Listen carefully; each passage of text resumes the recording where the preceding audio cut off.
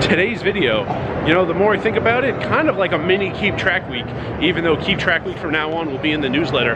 This was an idea from Rich, and this was a long time ago, because he started doing this, and he wanted to see what the numbers would be like when I did it. It's actually keeping track during a promotion going on in a poker room, how much money I pay into the fund and how much money I receive out of the fund.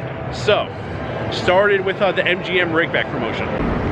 So, if you need to know some rules, okay, MGM, maximum that comes out of a pot that goes into the promo fund is $2. So, I'm pretty sure it's the first dollar either comes out on the flop, regardless of the pot size, or when there's $10 in the pot. The second dollar definitely comes out once the pot gets to $20. So maximum two. We're not talking about rake. We're just talking about the promotion fund. So two types of money come out of pots in poker rooms that have promotion funds. There's the rake, the casino just takes it, that's how they fund the poker room, and there is the promotion fund, which is how they pay out their promotions, their high hands, their player appreciation tournaments, which you might call free rolls, things like that. So, $2 maximum at MGM, so it's what you're directly paying into the fund. If there's a $100 pot and I win it, $2 got taken out of that pot and went into the promotion fund. That's direct. That's all I was counting. Hands I won. Now there's an indirect thing which I'll mention, even though I wasn't accounting for this. It's very difficult to account for. Say someone won like five hands in a row and paid $10 over those 5 hands into the promotion fund, and now that person's stack as a result of the promotion fund existing is like $350 instead of $360 because $10 came out and went into the promotion fund in the last 5 hands this guy won. Then we get all in and I win. I win $350 off of him instead of $360 because that guy has paid $10 into the promotion fund directly. So kind of like indirectly, you also end up paying in some of your all-in wins, but that's very difficult to keep track of and account for. So we were just thinking about money paid directly.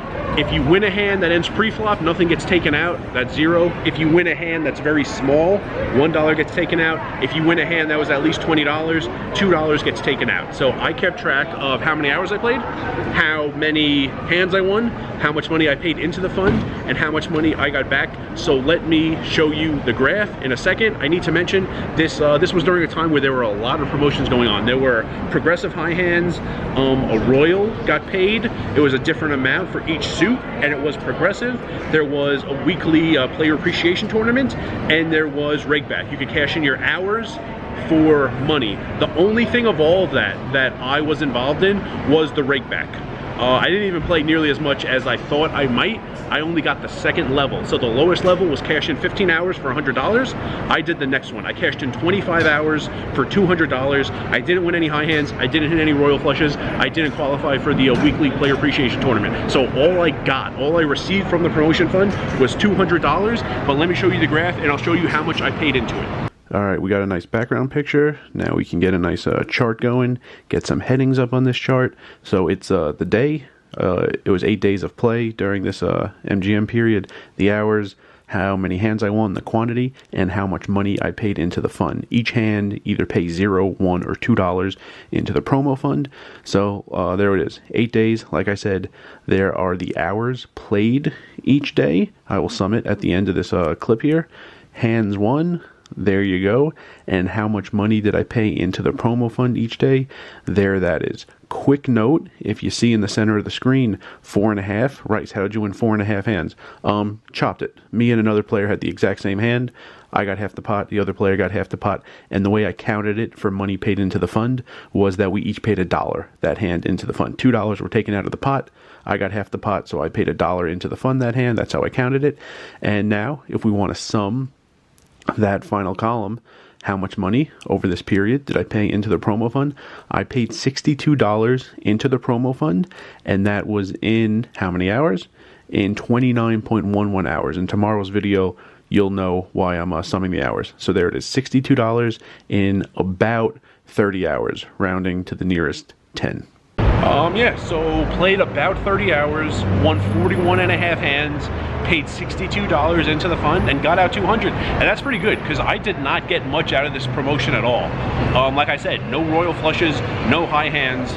Didn't even qualify for the weekly player appreciation tournament, which I did a lot of times at the end of last year. It was more difficult now that this was going on in concert with the rakeback promo, because there was a much higher minimum you needed to get into it. So I didn't qualify for that, and all I did was get the second lowest level of rakeback. I received $200 out of the fund, and I only paid $62 into it. So I was $138 ahead if we're just going to look black and white in terms of those two numbers. So not that bad. There were other people who hit high hands and cashed out much larger levels of rakeback, and I know at least one royal hit during the period from my day 1 and my day 8. And there were, 45 people who qualified each week for the player appreciation tournament, with minimum payout being $125 and like. Oh, all right. Thanks.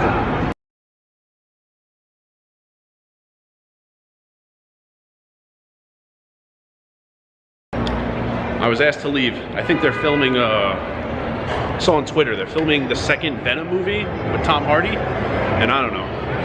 I was outside because I didn't want like copyright stuff from all this music inside, but apparently in the background there was like movie stuff, and I don't know.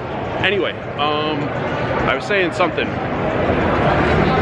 See, I think when Rich brought it up initially, the like thought existed that maybe in those types of games where like there's a lot of small pots you're winning, like you might be winning pots too frequently, and the pots might be very small, and even though you're not actually making a lot of money in each pot, you're paying a lot into the promo fund. Like if you make it 12 and someone calls, like you're at max promo fund, and you see bet on the flop and you take it down, like all you've won is 12 off of one player, $1 off the small blind, $2 off the big blind, so that's only $15, and 2 of it went to Rake and 2 of it went to promo. So of the $15 you won, 4 got taken away, and in theory some of the promo money is coming back. Well, how much money is coming back? Because you might be in a scenario where you're winning a lot of very small pots, paying a lot of money in Rake, paying a lot of money in the promo fund, and not actually winning that much back. My time in MGM, I played about 30 hours. I only paid $62 into the fund, and even though I did not get much back in the way of promos when there were so many promos going on, I was still $138 ahead. So there we have it, those numbers, small sample. It was only one 30-hour session at MGM, but stay tuned for tomorrow because, like always, I have something to compare it to.